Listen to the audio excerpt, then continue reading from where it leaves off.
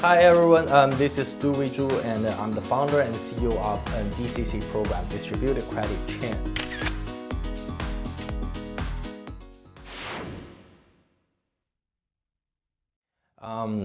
I was a serial entrepreneur and I was study at London School of Economics. Before that, I studied at Oxford and Yale in finance and economics. I quit my PhD study and I came back to my home country, China, to be an entrepreneur and working on fintech in 2014, which is a good time because at that time it was between the early stage to the middle stage of that industry, and it actually creates a lot of really good companies or startups, and a lot of them are already listed in New York Exchange and NASDAQ. And the market cap starts from 0 to like 13 trillion Chinese yuan. And but it also causes some like really big problems and super high interest rate, and also especially the distorted credit profile. And that actually makes me to think, how do we actually to reshape the whole credit ecosystem? So that is actually the reason for me to create DCC, the distributed credit ecosystem. And we try to rebuild a new distributed ecosystem for credit. And so all those institutions who want to practice those financial services which require the credit data can join this ecosystem, and we can get rid of those problems I mentioned earlier from the traditional financial institutions and those so-called big fintech companies, like the super high transaction cost and super high interest rate in certain part of the world, and also the distorted credit profile. So that is what we're working on. And we came to Korea, and we want to show us to the Korean people.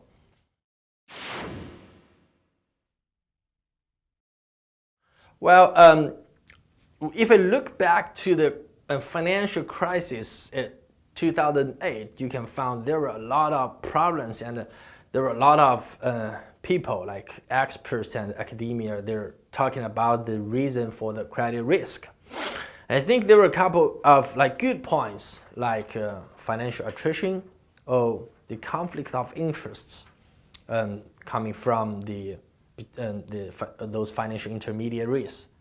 And in my view, one problem that you cannot solve before there is the technology is the information asymmetrics.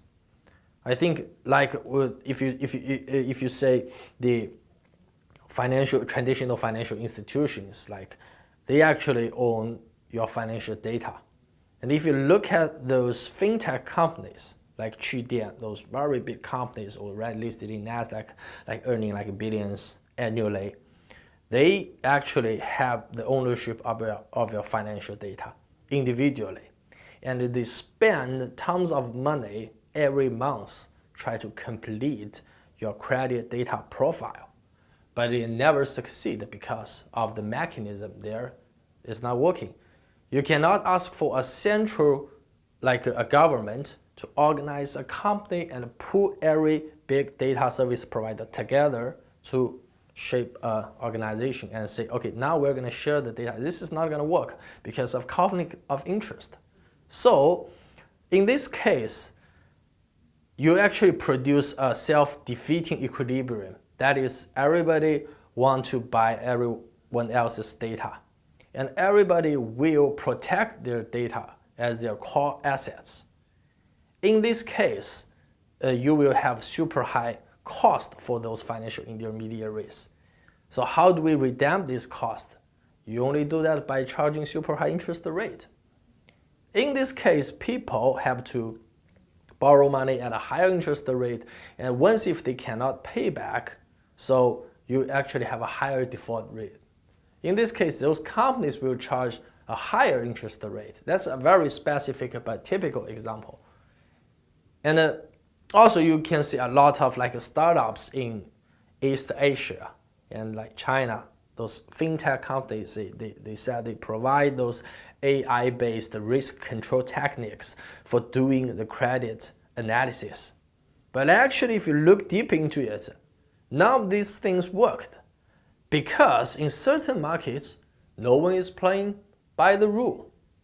So the only way, or the only equilibrium in the market is everybody is just charging the higher interest rate.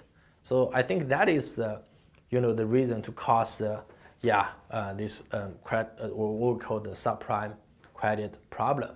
And we try to reshape the whole ecosystem, because we found blockchain as a technology is the only way out, is the only way to provide a comprehensive solution to that problem.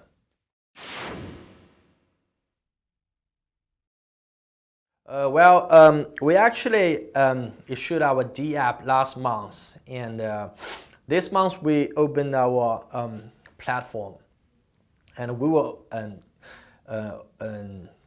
publicate another D app next month. Now we're focusing on, and the D app actually works really well. I think we already have like over 20,000 times downloads, and it already happens over like 2,000 times for landing. We're now working closely with our strategic partners, because the whole landing process is very long, and you have multiple parts who will involved in this whole business, and we want to move them from the traditional world onto the blockchain, which is our DCC ecosystem. And that actually involves those online traffic directing companies, and those risk control algorithm providers, and the capital providers, and the vendors like who's doing the ABS. So a lot of people and a lot of institutions. So now we choose very strong strategic partners. Like most of them, they're already in the credit business, especially those online micro lending, like small cash loan and the car loan vendors, institutions like that. We invite them to join our ecosystem. And secondly, we work closely with the top schools in the world. Like we have the strategic, some academic research joint programs with Oxford University, Wharton School of Business, and in China we co-work with Beijing University. And we found the best economists and financial economists to study the application of the blockchain technology into the credit problem. So that is what we are working on.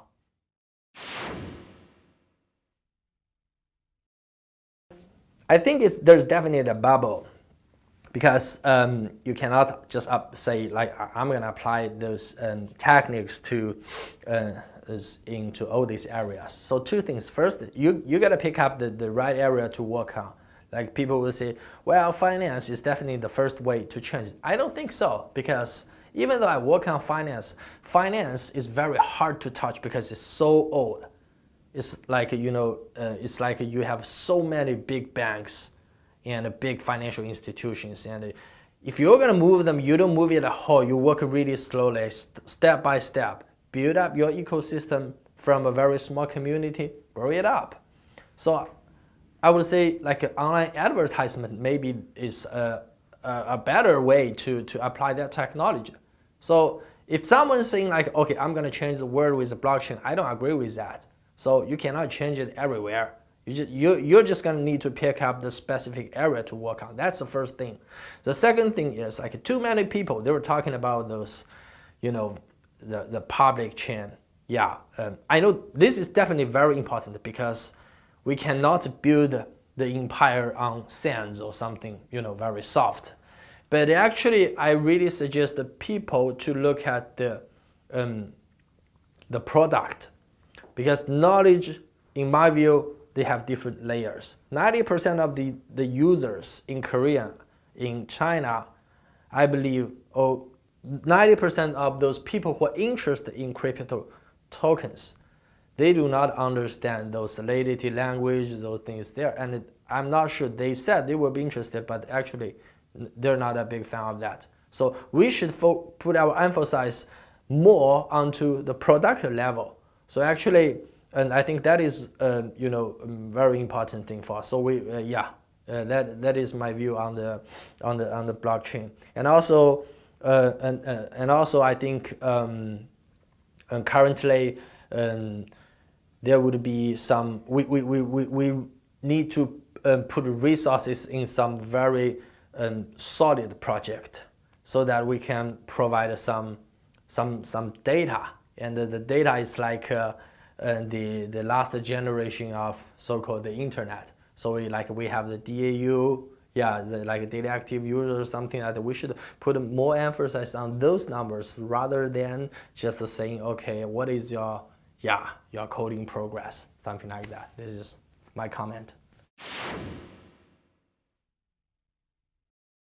Well, I think my advice would be, if you're working on blockchain, you definitely are working on the sexy topic today. But again, I would say you need to seriously to think about the area you're gonna work on. You cannot just made it up a demand. This is not gonna work. So the exact topic you choose to work on is very important. That's the first thing. The second thing is you're gonna think twice before you jump in, because it's a long way to go. Say 5 years, 10 years. Blockchain is actually a topic integrated high expectations now. That means like you're working in a very long time period. So you would actually be committed way more than if you want to do a startup in traditional internet. So in this case, think twice and find the right topic. I think that's a very fundamental thing you should consider before you jump in, and that is my advice. So a little bit more about DCC, where we have certain achievement, like we raised over $17 million in only 7 days, and our major investor JRR Capital is the major investor of Binance, which is a very famous exchange in the world, and we have very top internet entrepreneurs from China. Most of them from the fintech industry, and we have very good connections with schools. If you look at our advisory, we have the professors from top universities like Yale, Columbia, those schools, and also we have the very good advisor team from those KOLs in the fintech industry and also from the Wall Street. So actually, we are trying to collaborating resources from everywhere in the world and different layers to make a consensus on how do we reshape the credit industry, because credit is actually a way more complicated problem than the foreign exchange. If you see the numbers, maybe the foreign exchange annually is a big number, but credit market is way bigger. So that's actually a much more difficult area to work on. But we choose to take the challenge, and with DCC, we want to reshape that industry. So thank you for paying attention to us. This is Stewie, and if you have any questions, please find me at my email address. Thank you.